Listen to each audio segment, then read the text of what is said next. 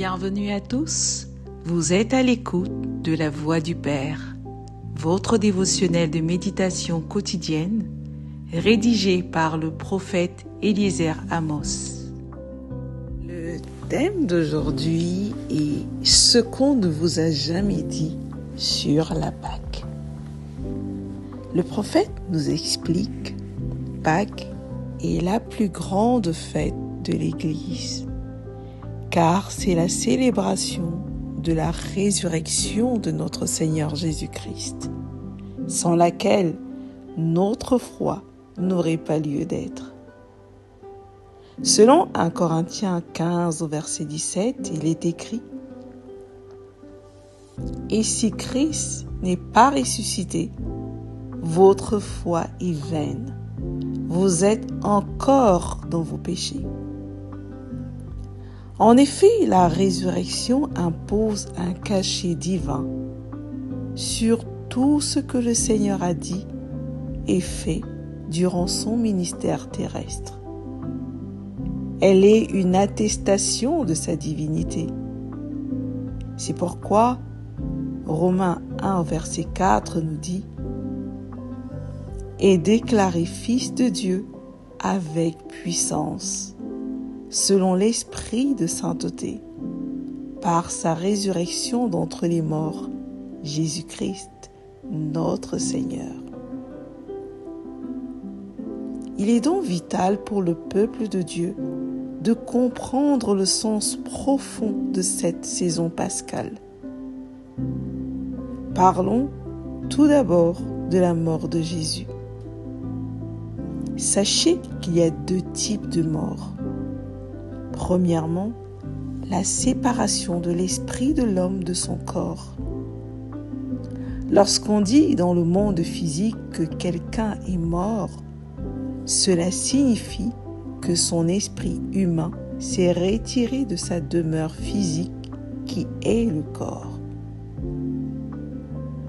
Deuxièmement, la séparation totale de Dieu, l'auteur et la source de la vie. À la croix, Jésus-Christ a connu ces deux morts, mais celle qu'il redoutait le plus était la seconde, car il allait pour la première fois être complètement séparé de son Père bien-aimé. Jésus n'avait jamais vécu un seul instant sans la présence de Dieu. Ils étaient un. Jean 10, 30 le dit, où il est écrit « Moi et le Père, nous sommes un ». Nous apprenons que lors de l'agonie du Seigneur sur la croix, les ténèbres ont couvert la terre pendant 3 heures. On peut lire Confère Matthieu 27 au verset 45. Ceci s'est produit justement durant le processus mystérieux et douloureux de séparation entre le Père et le Fils, qui devait avoir lieu non pas parce que les deux le voulaient, mais parce que Jésus sur la croix avait porté le péché de l'humanité. Lui, le juste, était devenu le péché. L'incarnation même de la nature du péché. Vous pouvez lire 1 Corinthiens 5 au verset 21. Par conséquent, il ne pouvait plus rester dans la présence de Dieu. Le Père devait lui tourner le dos, car il est parfaitement saint et ne peut cohabiter avec le péché. Voilà pourquoi, à la fin de ce processus de séparation, le Seigneur, sur la croix, s'écria « Mon Dieu, pourquoi m'as-tu abandonné ?» Matthieu 27, verset 46. Confirmant ainsi qu'il l'avait quitté. La mort de Jésus était en elle-même un miracle, car lorsqu'il a tout accompli de ce qui était dit et écrit à propos de lui, il a lui-même commandé sa propre mort en se recommandant entre les mains du Père. Luc 23, verset 46. Et après avoir rendu l'âme, Jésus, en tant que Fils de Dieu, deuxième Adam, dépouillé de la présence de Dieu, descend aux enfers pour confronter l'ennemi de l'humanité, celui qui la détenait captive et de qui il devrait la délivrer. Satan. Tous ceux qui descendent là-bas doivent se prosterner devant ce dernier, et c'était le tour du Seigneur de le faire. Mais alors que les forces des ténèbres veulent le contraindre à adorer leur maître, Jésus sort l'épée de sa bouche.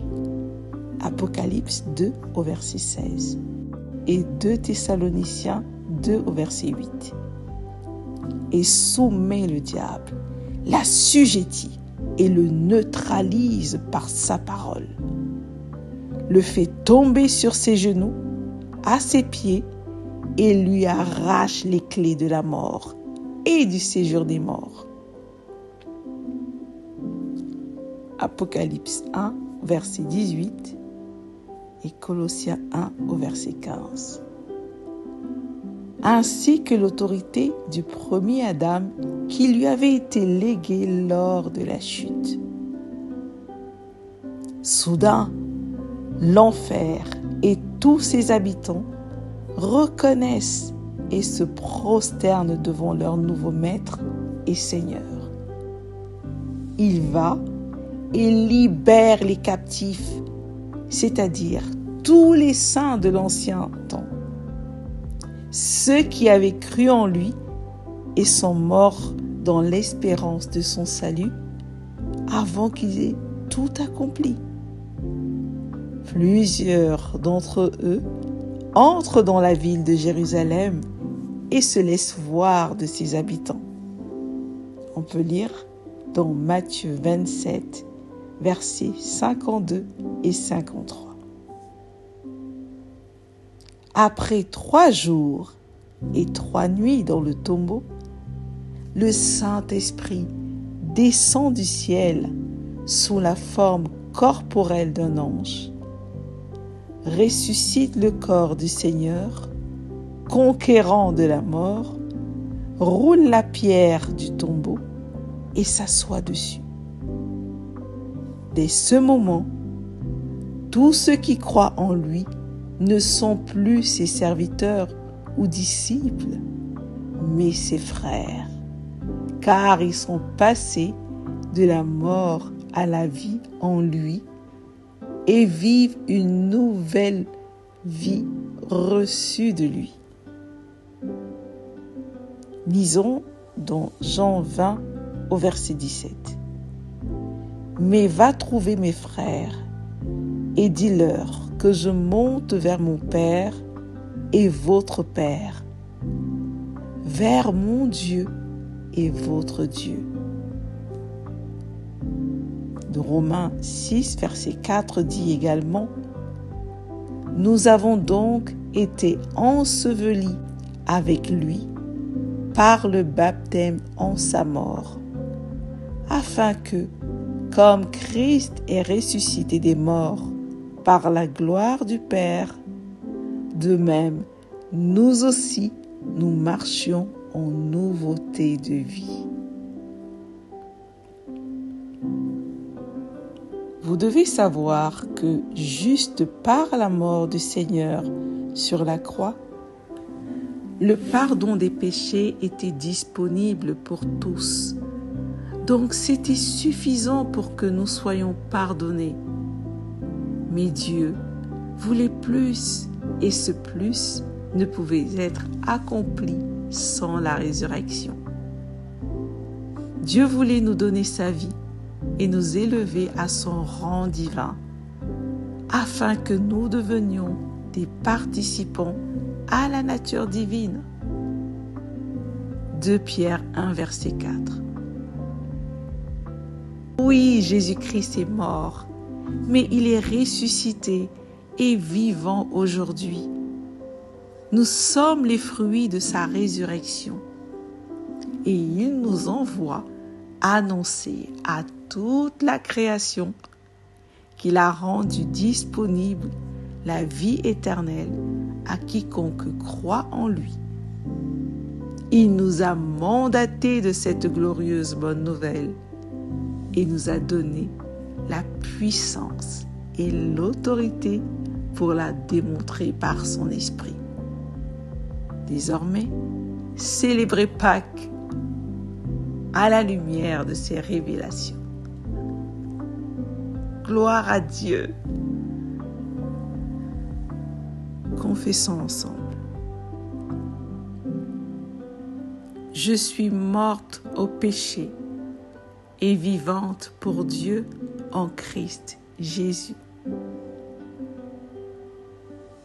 Je suis une nouvelle créature,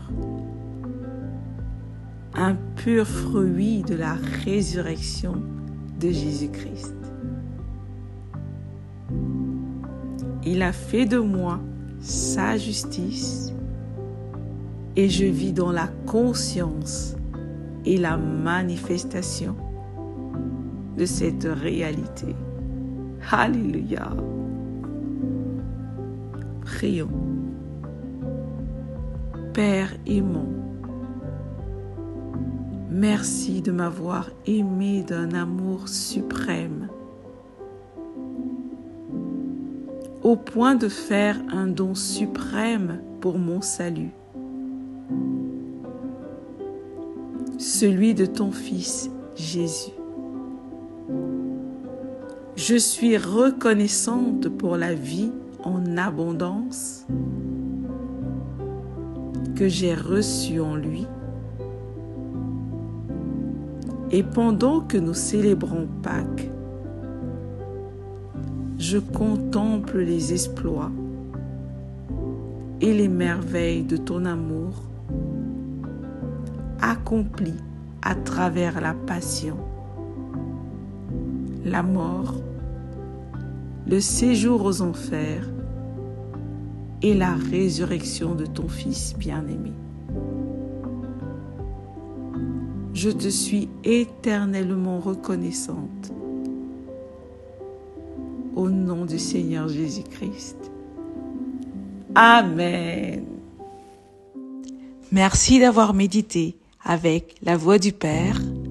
Partagez-nous vos témoignages, vos questions et vos sujets de prière.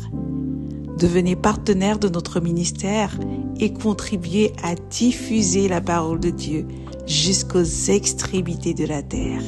Pour nous contacter, trône du Saint-Esprit @gmail.com ou au 221 78 123 54 68. Que Dieu vous bénisse abondamment. Shalom.